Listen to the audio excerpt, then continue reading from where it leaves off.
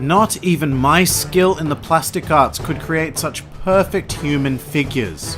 You will be wax figures with real souls. Now die in the name of art. Hello and welcome to One Piece 101, the series that breaks down everyone and everything in the One Piece world. Today we are going to be examining a former enemy and master of wax, Galdino. Galdino is a thin and relatively frail looking man who is first introduced to us during the Little Garden arc. At this point in time, Galdino was a member of Baroque Works, a criminal organization led by former Warlord of the Sea Sir Crocodile. As a result of his membership, Galdino was assigned a code name, that being Mr. 3, which to this day is how he is more commonly known amongst the fanbase.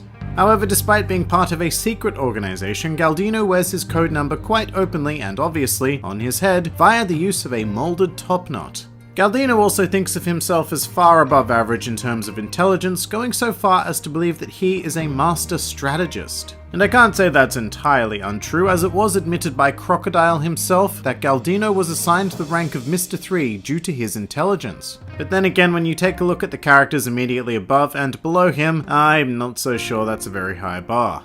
In addition to this, Galdino also believes that he is quite the accomplished artiste, specializing in the medium of wax sculptures. Well, quite specifically, turning living people into sadistic wax statues. Galdino is able to accomplish this via the use of his devil fruit, the Doru Doru no Mi, a paramecia-type fruit that allows its user to generate and control wax. And as a result of his artistic inclinations, Galdino received Miss Goldenweek as his agent partner in Baroque Works, who is a legitimately accomplished artist specializing in painting. Together, Galdino and Miss Goldenweek were dispatched to the island of Little Garden in order to engage the Straw Hat Pirates and Princess Vivi, who had previously defeated Mr. 5 and Miss Valentine on Whiskey Peak. And while this goal was always in his mind, upon encountering the fighting giants Dory and Broggy, Galdino came up with a side plan to sabotage their battle and collect the 200 million berry bounty on their heads. And initially Galdino's plan was quite successful, although his act of sabotage sparked a hostile response from the Straw Hat Pirates, and a battle between the two groups began. With the assistance of Mr. 5, Miss Valentine, and Miss Goldenweek, Mr. 3 was able to entrap Vivi, Zoro, and Nami onto his quote-unquote artwork and commence the process of turning the three of them into wax statues. Galdino essentially did this by creating a wax cake-shaped candelabra type thing, and yeah, that's probably the best way to describe it, with a spinning dome full of burning candles on top. The idea being that as the dome spins, wax vapor slowly drifts downwards onto the targets, very eventually turning them into wax dolls.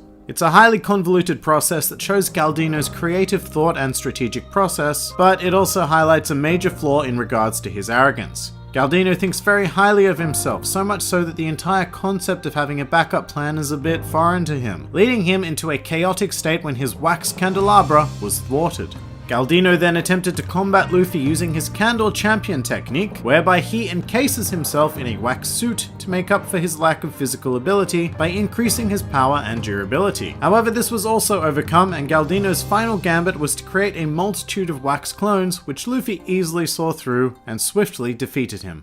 However, this was far from the end of Galdino in the series. He would next appear during the Alabasta arc, where he searched out his former boss Crocodile to personally apologize for his failure on Little Garden. However, a less than merciful Crocodile then decided to feed Galdino to his pet Banana Wani, also known as a Banana Gator. Galdino survived being ingested by encasing himself in wax and was freed when Sanji defeated the Banana Wani, and Galdino was subsequently forced to create a wax key to free the rest of the Straw Hats from a cell after being captured by Crocodile. Galdino was then promptly beaten unconscious and not seen until the end of the arc, where he was spotted listening to Vivi's farewell speech at Rainbase. Next up, Galdino popped into the series during Miss Goldenweek's cover story, and after a whole host of shenaniganry involving former Baroque Works agents and the Marine Captain Hina, Galdino was captured and sent to the underwater prison, Impel Down. Quite specifically, he was sent to level 2 of Impel Down, the Wild Beast Hell, and eventually teamed up with both Luffy and Buggy to infiltrate and escape the prison. Although more emphasis definitely needs to be placed on the escape portion of that mission. Actually, at any given time, Galdino had no intention of heading down to further levels with Luffy, and even conspired with Buggy to ditch Luffy and escape on their own. However, through a wide variety of comical coincidences, Galdino would find himself traveling all the way down to level 5, the Freezing Hell. Although shortly after entering this level, both Galdino and Buggy abandoned Wonclay, who was their comrade at the time, and somehow this duo made it all the way back up to level 2.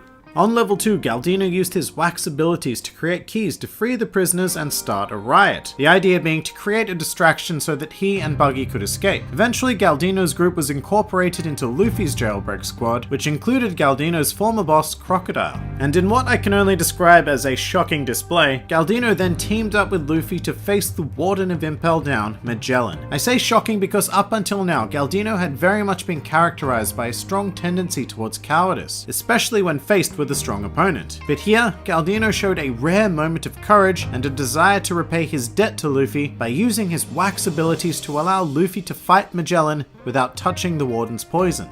And although this duo didn't even come close to defeating Magellan, they were able to buy enough time for the rest of the jailbreak gang to acquire a marine battleship for their escape. And as the escaped prisoners sailed away from Impel Down, Galdino rather uncharacteristically shed tears for his former colleague Bon Clay, who seemingly sacrificed himself in order to open the gates of justice to allow them to escape. This showed that Galdino had evolved as a character from his initial cold and apathetic personality that was initially displayed during the Little Garden arc. However, Galdino would have little time to grieve as he was immediately flung into the Paramount War which was taking place on Marineford. Galdino was naturally outmatched by the incredibly strong and world-renowned combatants fighting all over the Marine base, so he switched to a more stealthy approach. In fact, Galdino disguised himself as an executioner and managed to make it all the way to Ace's execution platform with the intention of freeing him. It should be noted that he chose to do this in order to avenge Bon Clay, whom Galdino thought had been killed. Soon after, Galdino used his Devil Fruit powers to protect Ace from Sengoku's attack, as well as created a wax key to free Ace from his Sea Stone handcuffs, thus instantly making Galdino one of the most important figures in the entire Paramount War. But despite Galdino's gallant actions, Ace and Whitebeard were eventually killed, and Galdino fled from Marineford with Buggy and the remaining Impel Down prisoners. Later on, Galdino decided to join the Buggy Alvida Alliance and was the first person to read a message from the world government that was inviting Buggy to become one of the 7 warlords of the sea. After the time skip, it was revealed that Buggy accepted this invitation, and Galdino remained with him as part of the newly formed Buggy's Pirate Dispatch Company. Some more fun facts about Galdino. Galdino is one of only 2 characters thus far who have been closely affiliated with 2 of the 7 warlords of the sea, Galdino having worked for both Buggy and Crocodile, while the other is Perona, who was associated with Gecko Moria and Dracula Mihawk. During his time with Baroque Works, Galdino had a personal ship, which was somehow powered by wax.